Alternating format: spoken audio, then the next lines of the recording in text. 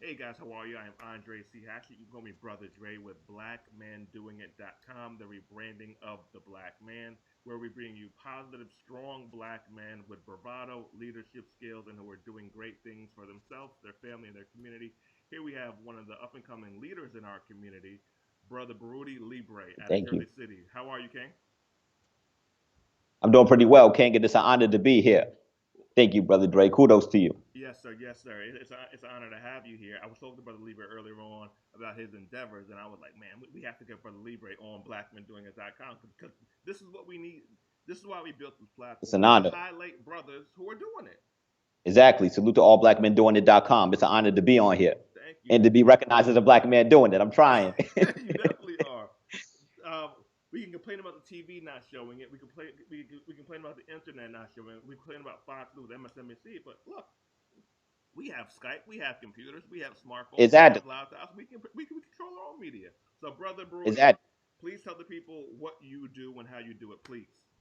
Hello, yes. My name is Baruti Libre. I'm from Jersey City, New Jersey. I'm a college alumnus of Kane University, where I majored in political science with an emphasis on comparative politics. I studied sociology with an emphasis in ethnic relations in America, and also I graduated from the collateral program of Africana Studies. Additionally, I studied abroad at the American University in Cairo, Egypt, obviously, where I Wow. studied political science, and I studied over there in 2010. And additionally, in the summer of 2012, I was in Georgetown studying comparative macroeconomics. So you Wow. could say that I'm a social scientist, or I classify myself as a social scientist. I graduated with magna cum laude honors from college, and also I'm an entrepreneur with my clothing and public relations company by the name of Libre Brand. Libre is the root word for liberty and liberation, and that's what we stand for: enlightening the people, whether it's through our events, which are entertainment and also educationally oriented, or sometimes they're entertainment oriented, and sometimes they're strictly educationally oriented, and also through our apparel. And I'm wearing one of my polo shirts right now that I That's hot. designed. That is hot. That is hot. So, So it's a lot, King. what was the last event that you threw?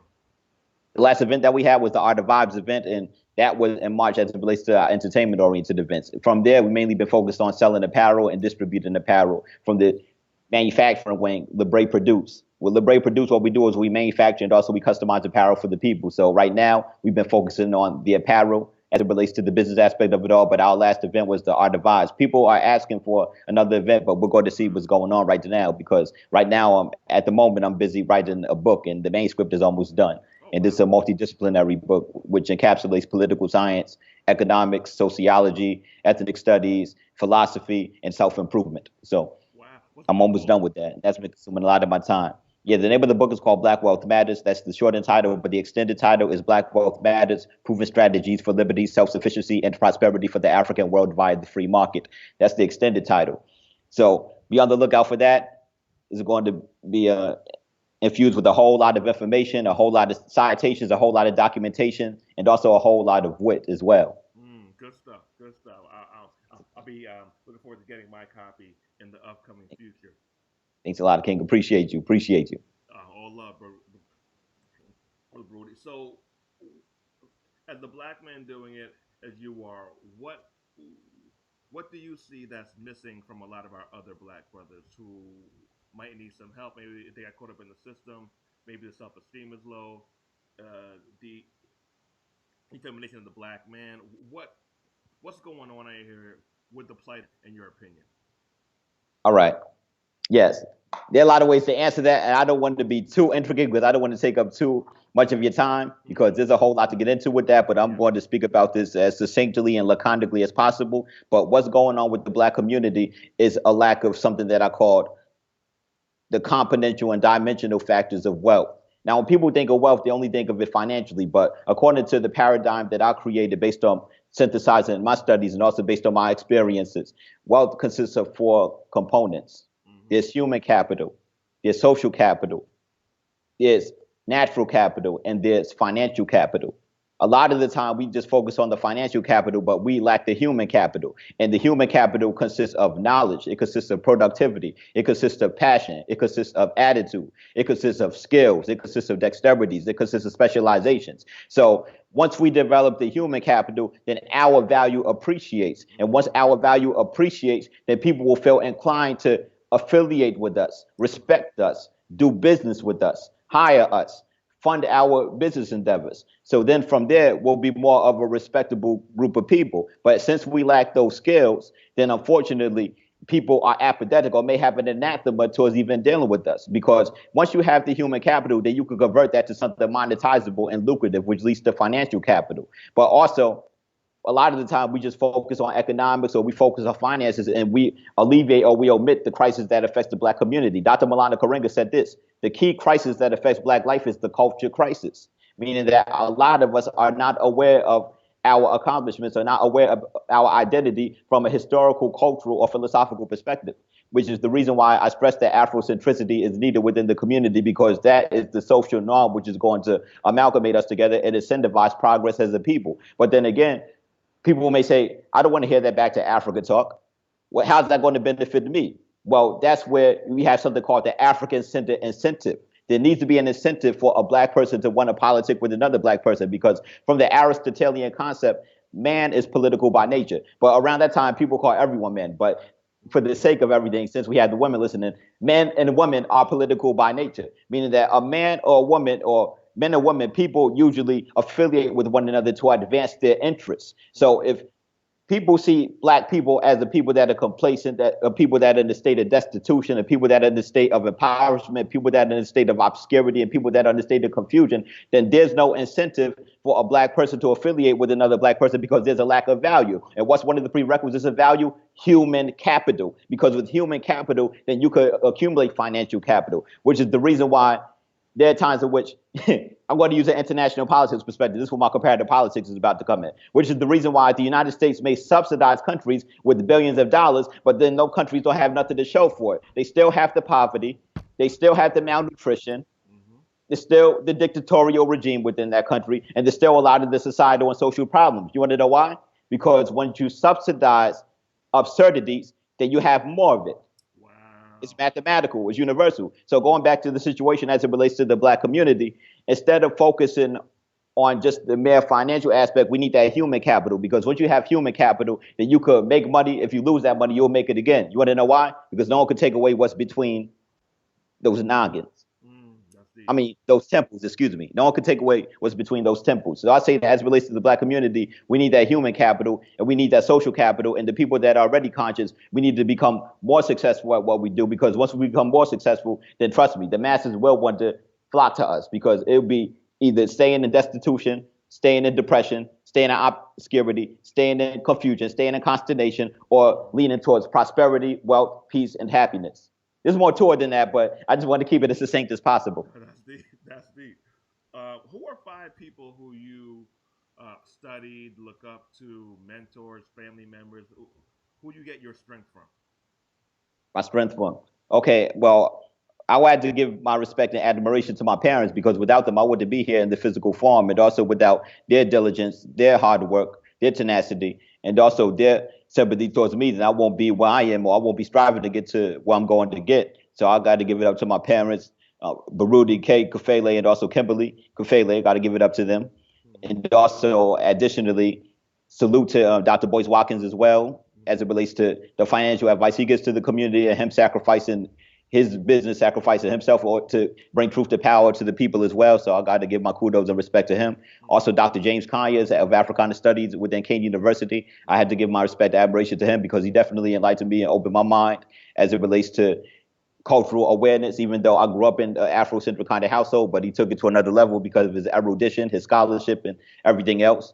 And also, not to mention, I would have to give my respect also to Booker T. Washington. He's one of the historical figures that I look up to as well, because that's what he focused on. He focused on technical and vocational training for the black man and woman coming out of slavery. He said, look, it's not just about trying to assimilate into American society. It's about doing what you can do. It's about having practical skills, vocational, technical, industrial, because that's what's going to lead to progress within the black community. And also, I had to give my respect to Marcus Mosiah Garvey, because he was a student ideologically of Booker T. Washington, but also he included the cultural aspect of it all, which was lacking in Booker T. Washington's movement, which is embracing your Africanity, embracing your culture, the repatriation back to Africa, not physically most of the time, because Marcus Garvey said that it's not humanly possible for all Africans to repatriate back to Africa, but mentally and culturally going back to Africa, and also using that as a means of social solidarity to bring about progress for African people within the Americas and also different parts of the globe. So, off the top of my head, I would have to give my respect to those figures.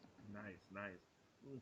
Were you homeschooled, or do you go to public high school or private high Nah, school? nah, I've been in public school for the majority of my young life. I've been in public school, and I don't give them credit whatsoever for how I. I hear that. So, Yeah, right. so They your need to do better parents, with these tax dollars. so your parents are Afrocentric as well. Yes. The African Center come from African Center house. I was born into it, but that doesn't mean that I embraced it initially. That's Because you know how that is. You could be born into something, yeah, but that don't mean that you fully embrace it. That's a choice that you will have to make.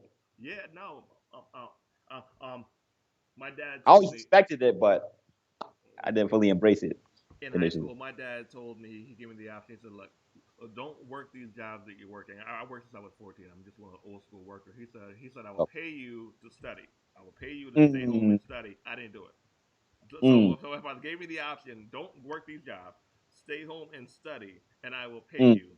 But I didn't want to study because right, I wasn't that into books in my high school days. I've gotten into books later on in my adult life, and I wanted just to be out.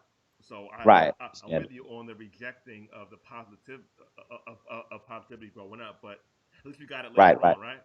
Yeah, exactly. At least Right on time, right when I hit it around 17, 18 years old, going into college. perfect timing. Perfect timing. So you have the clothing company, you have the show. Yes. The manufacturing aspect of the Hmm. company, the Bray produce as well. Now, And why entrepreneurship for you? You're a full-time entrepreneur. You're deep as that. You can go teach on any college campus. You could make six figures. You could do the whole college campus prestigious thing. Why aren't you doing that? Why entrepreneurship? that's an excellent question right there. That's an excellent question. Well, this is what happened right here. The plan is still to speak at the universities and to teach at the universities eventually. But the thing is that as an entrepreneur, usually one gets compensated or, by a partner or a venture capitalist or whomever by building leverage through what you can do autonomously and independently. Mm, So the reason why I'm taking this route is to enhance my value, enhance my leverage. So then from there, ah, once I'm in contact with these universities, then therefore more inclined to work with me. yeah. You could probably even set your own salary or be at the top of the price. As I'm a salary taker, look, here's Hey, what I've done on is my that own. I'm bringing value to you guys. That's it, genius. right, exactly. But it's a lot of work though. It's a whole lot of work. It is a lot of work. It is a lot of work. Um, Right. Speaking on that, what are three of the things that have gotten you to where you're at now? What are three of the key factors? Maybe hard work, discipline, mentors, you Right. personally, faith. What are three things that got you to where you're at today at 25 years old? Yeah, thank you. I appreciate it. Knowledge, Mm-hmm. motivation, Mm-hmm. and also guidance. Mm. Yes. Because the motivation is the impetus for one to achieve their goals. The knowledge is the means for one to reach their goals. And also the guidance is having an aspirational figure to look up to as an example of someone that achieved their goals. So that's the reason why I had to say that it's the aforementioned three factors. Great stuff. Great stuff. So, Thank you. what can some brothers do? We're talking to the black man here. What can some brothers do to regain their strength who see this, who might feel somewhat defeated, who need some oomph? What can they? What are some steps that they can do to just improve themselves internally? To improve themselves internally. Okay. Before anything, you need self-identity. And that's through the self-actualization process. Who are you in the scheme of things? Mm, Who are you within this cosmos? Who are you within this society? Who are you within this economy? And what are you going to contribute of value in which people are going to recognize who you are and you're going to be able to earn a living for that. So then once you're able to find out who you are, where your inclination or passion lies, you have to find out if that's something that is necessitous within the marketplace, something that is usable and suitable. And mm, if it is usable or suitable, then you study that. Meaning that I would advise going to a trade school. I would advise getting that GED.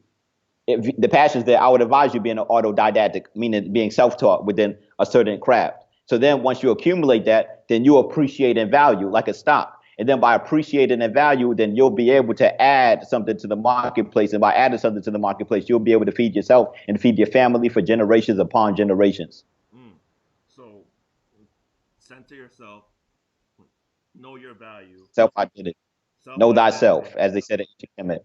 and work on yourself to increase your value so you can go out in the marketplace and demand respect and demand a high dollar amount that will be consistent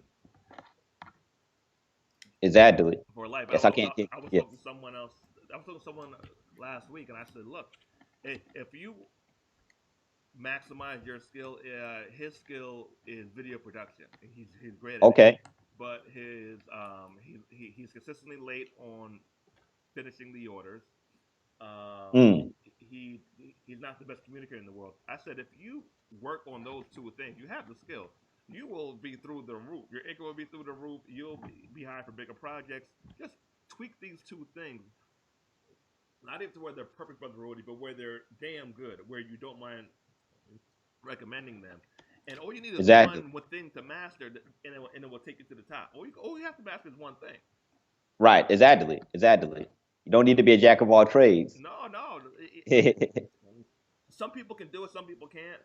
Exactly. I don't think it's right or wrong either way. But I Right. am an advocate on mastering one thing first, then moving on to the next endeavors from there. You know, having one thing that's your staple, that's your go-to, that you know works, Mm. and taking it from there. So, Brother Rudy, I know you got to go, but please tell our people how they can support you, stay in contact. I know you Thank have a you, book sir. coming out. How can we buy the book?